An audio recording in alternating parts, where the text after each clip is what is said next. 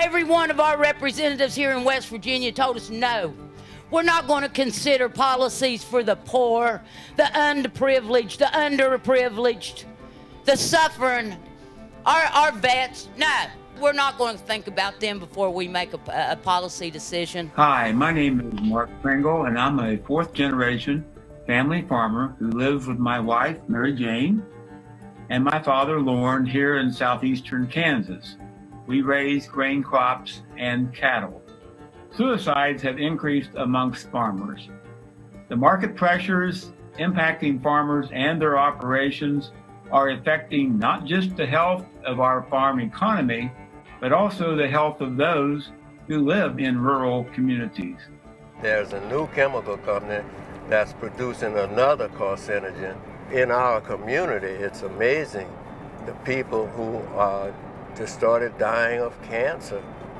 And when my wife was diagnosed with cancer, I was amazed at the black women that would ring our doorbell and walk in the door and pull a wig off to show my wife that I have it too.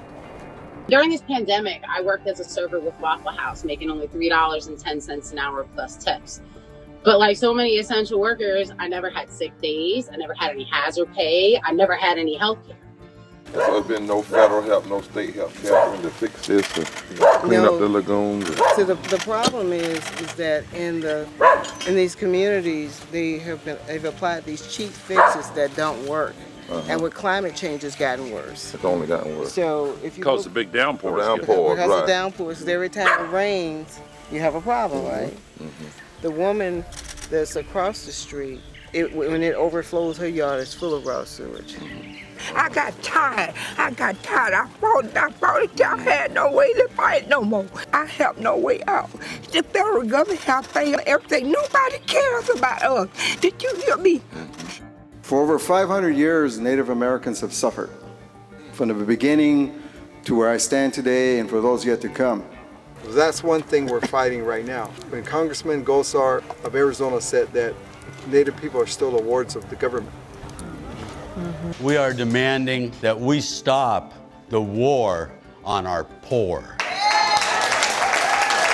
I hate living in a society that throws so many people away. A system that makes it impossible to win and then blames you for not winning is really evil. So many people sit in those Senate chairs that don't care at all about working people, don't care at all about essential workers, don't care at all, and care only about their rich friends. And get away with it. But it's also really, really sad about the loss of 11 people in my family. My cousins, they continue to talk about the fact that their aunties and uncles have died. And it's really stressful and sad to listen to them talk about how they weren't able to see them. And the thing that makes it even more angry, the fact to see that people aren't walking around with masks and they're not social distancing in the way that they should. I received an honorable medical discharge in 2007 after 4 years of service due to complications from pancreatitis. Upon my discharge, I knew essentially nothing about the science of addiction and how it works in and ultimately changes the brain. From drug addiction to misdiagnosed mental illness, there seems to also be a lack of compassion and humility, or at very least a turning of a blind eye to problem areas in our society. Did you know that there are 45 million immigrants in the United States? 11 million of them are undocumented. Did you know that undocumented immigrants pay more in taxes than the wealthiest 1%, but they are blocked from public services? A lot of our tenants are facing evictions. A lot of our community members don't have enough money to put food on their tables. And we have community members that cannot afford to go to the hospital even when they're getting sick. These are the things that our community has to resource to because there is a lack of will within our government to resolve issues that are very basic. Nearly 1/3 of the electorate is poor and low wealth. And yet many times we don't even hear poor and low wealth discussed in our political discourse. Healthcare, living wages, equitable education, immigrant rights, demilitarization of our world and our communities. Why is it that poor and low wealth people and people needing their voting rights and living wages have to have things negotiated away, but when a corporation comes, they get everything. They ask for trillions and they get trillions.